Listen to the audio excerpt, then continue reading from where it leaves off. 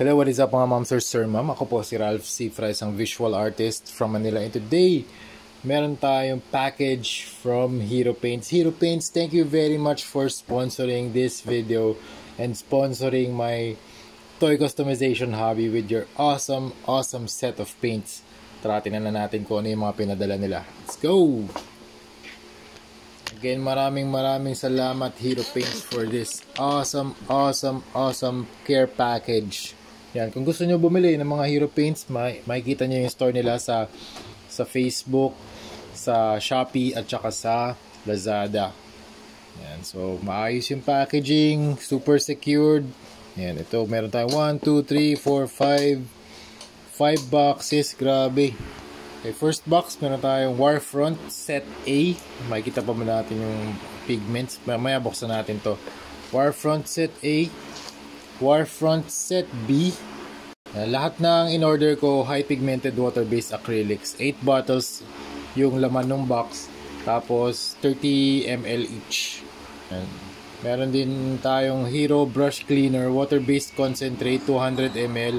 So, yung mga brushes na nakasabog yung bristles, mas magiging maayos siya, parang brand new. Mamaya sa mga susunod na videos magkakaroon tayo ng demo para i-demo natin itong brush cleaner, kasi meron ako mga brushes na nakasabog na talaga yung mga bristles, so ingatan natin yun. That's one way of taking care of our brushes.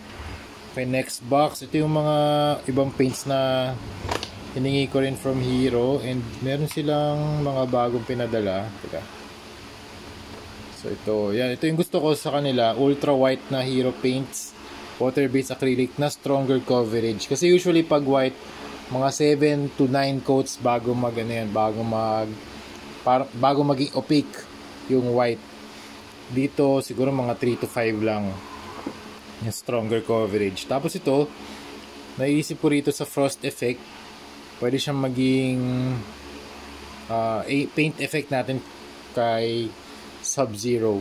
Yan, mga frost effects yan, pwede yan. Tapos meron din tayong brush shaper. Ay, ito pala yun, brush shaper pala, yung sinasabi ko, yung mga sabog na bristles, gagawin niya mas pointed ulit. Ito naman yung cleaner, natatanggal niya yung mga paint residue ng mga brushes, ng mga paint. Next, texture effects na asphalt. Ito gusto ko to pang base natin. And then we have Basics Set A and Basics Set B. Napakaraming paints nito mga ma'am sir. Tara, buksan na natin. Okay, Hero Paints Basics Set A. 8 bottles yung each box. 30 mm per bottle. Buksan na natin. Okay, let's see. Anong laman ito?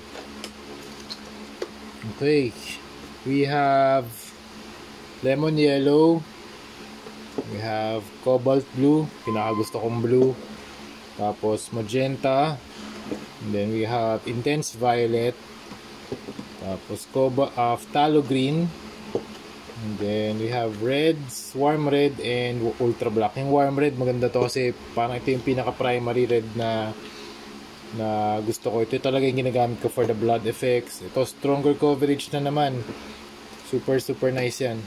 Okay, next set na bubuksan natin yung set B naman. Set B,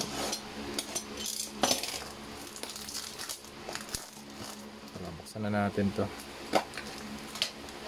Okay, set B, we have burnt umber,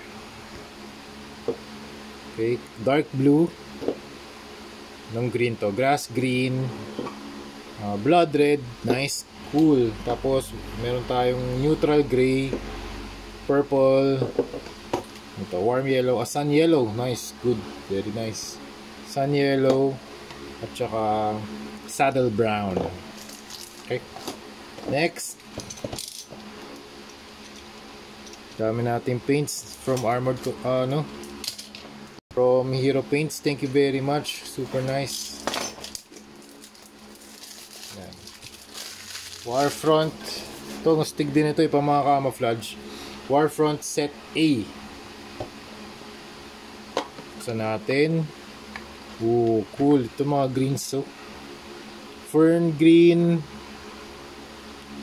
gunship green. So lahat to mga ma'am sir, high pigmented water-based acrylic. Gunship green, magagamit natin to sa mga turtles project natin.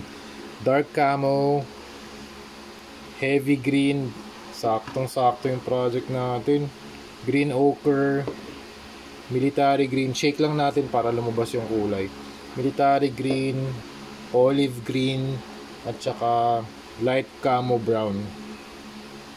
Okay, next set. Last set. Kaming paints nito. Waterfront. Waterfront. Set B. Okay, tara buksan natin. Shoutout to Sir Harvey for sending this. Very, very nice. Sobrang ganda ng mga pintura nyo. Thank you very much for sponsoring yung mga next couple of projects. Napakarami ng projects na magagawa dito mga ma'am sir. We have Camo Brown, Sage, Stone Blue. Okay to, maganda tong paint na to Cloud Gray, Prussian Blue, this is very nice. Navy Blue, ganda rin yung combination na yan.